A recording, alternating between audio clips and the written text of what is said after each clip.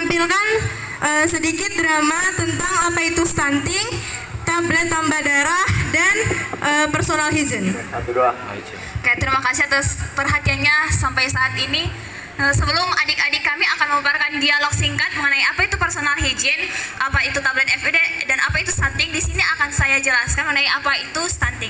Stunting itu di mana pertumbuhan seorang anak itu terkesan lambat daripada anak-anak sebayanya yang lain.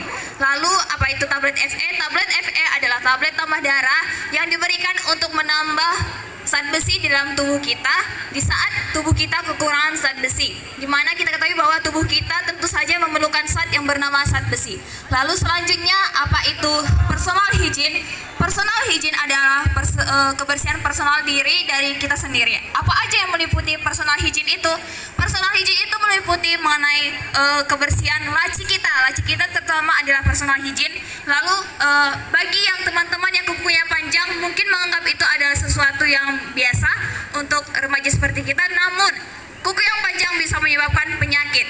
Itu salah satu termasuk personal hygiene. Untuk penjelasan mendetail dan lebih menariknya akan ditampilkan oleh adik-adik kami Rizky Munawaro, Riki Nadifa, dan Raya Amanda. Mari kita saksikan bersama.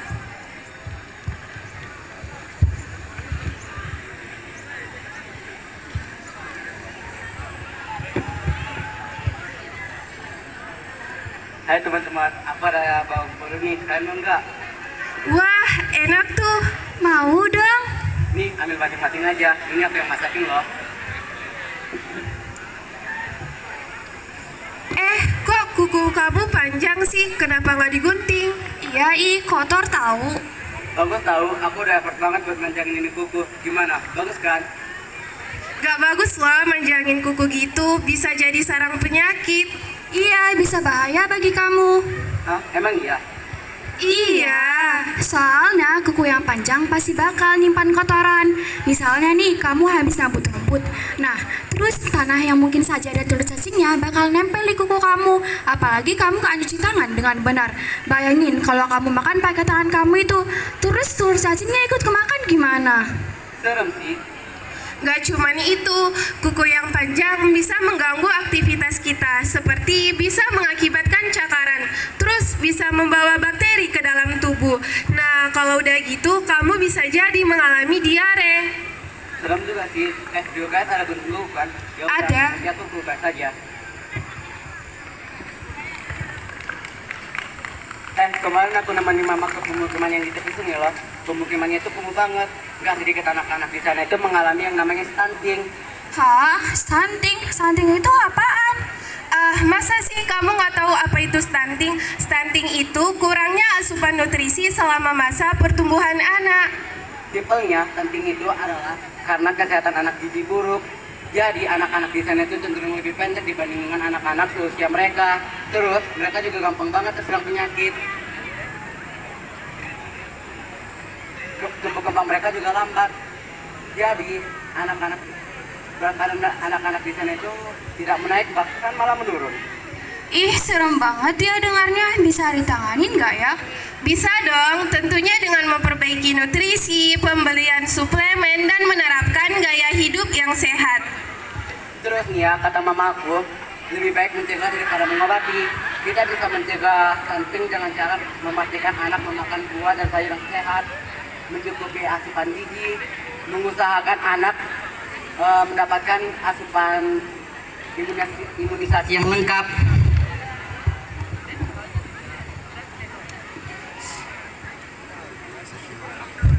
Terus bagi kaum busui, sebaiknya memberi ASI eksklusif hingga bayi berumur 6 bulan.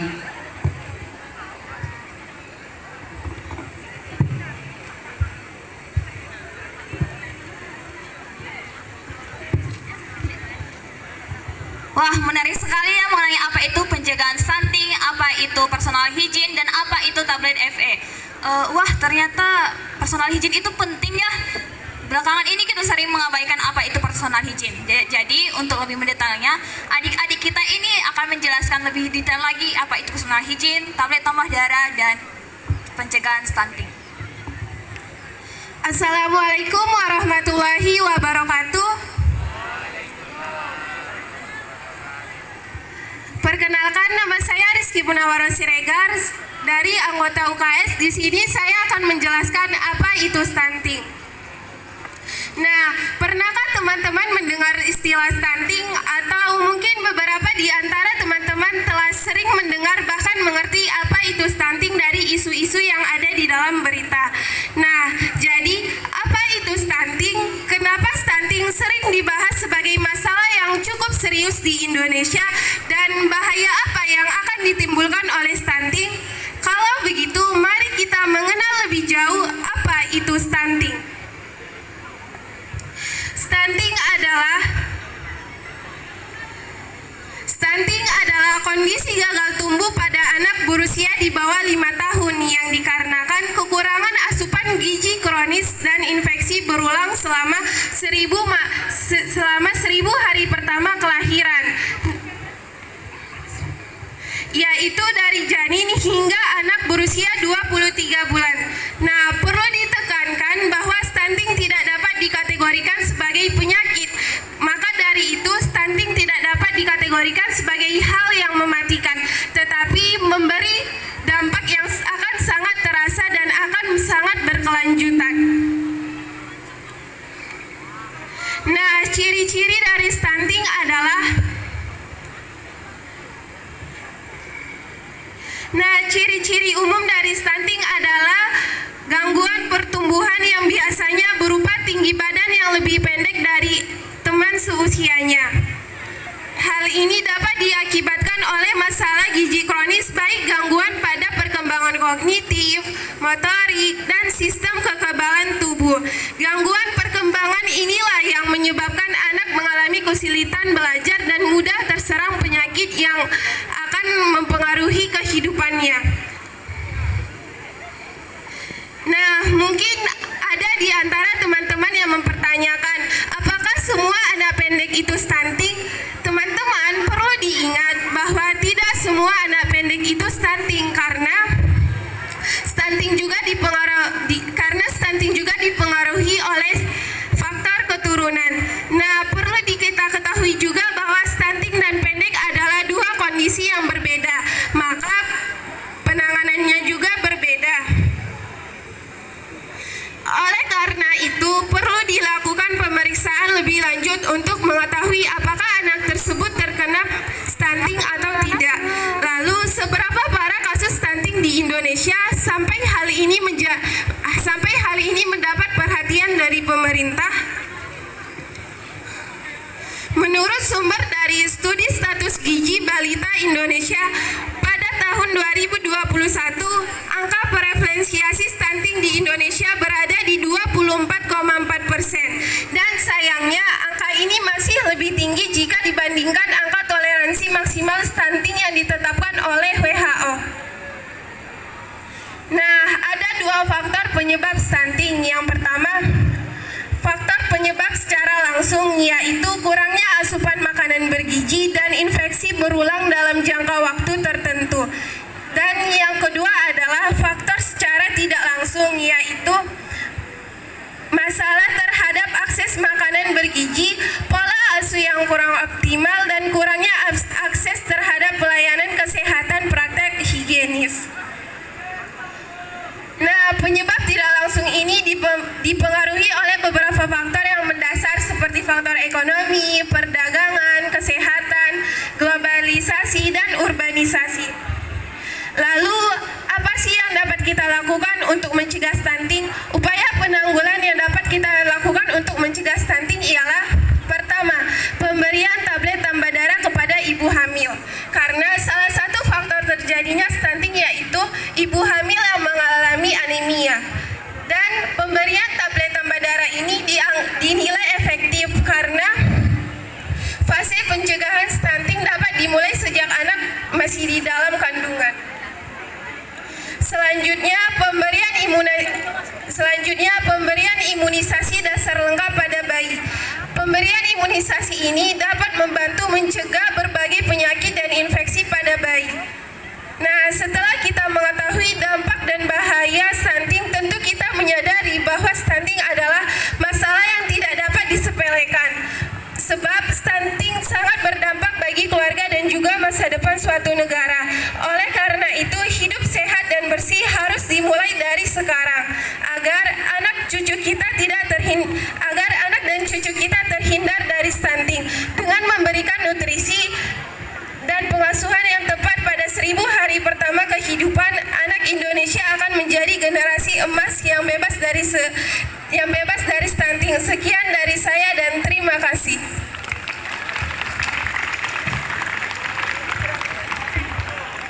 Assalamualaikum warahmatullahi wabarakatuh.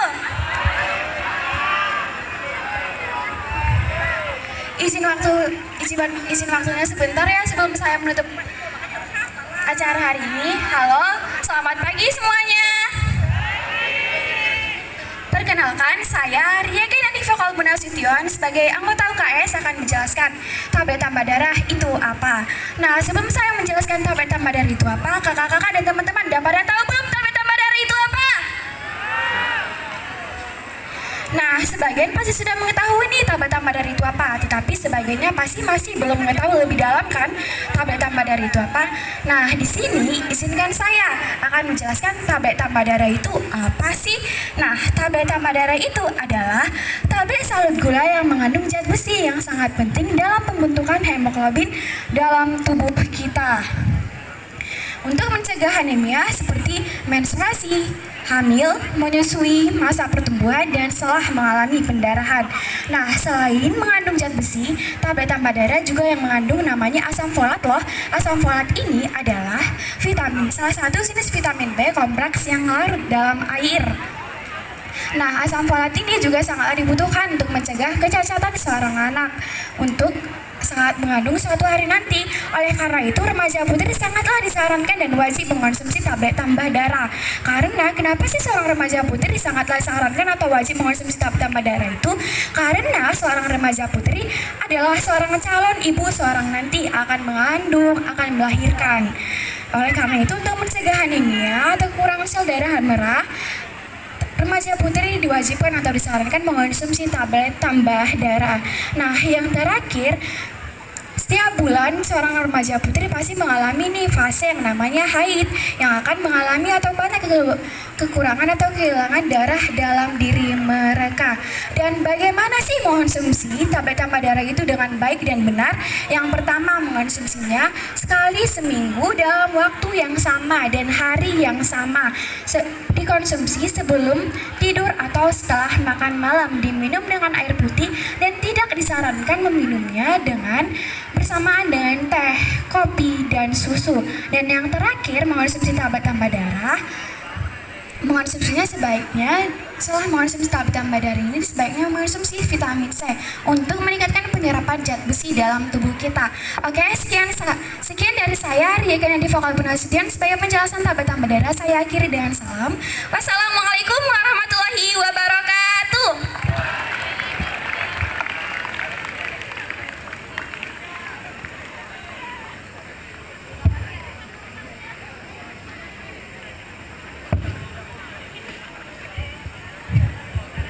Terima kasih atas perhatiannya sampai sejauh ini teman-teman dan adik-adik semua. Semoga apa yang disampaikan oleh adik-adik kami dapat menjadi pedoman bagi teman-teman, menjadi motivasi bagi teman-teman. Nantikan kegiatan kami mengenai personal hygiene di SMA Negeri 3. UKS SMA Negeri 3. Terus looking, nodrat, UKS Action.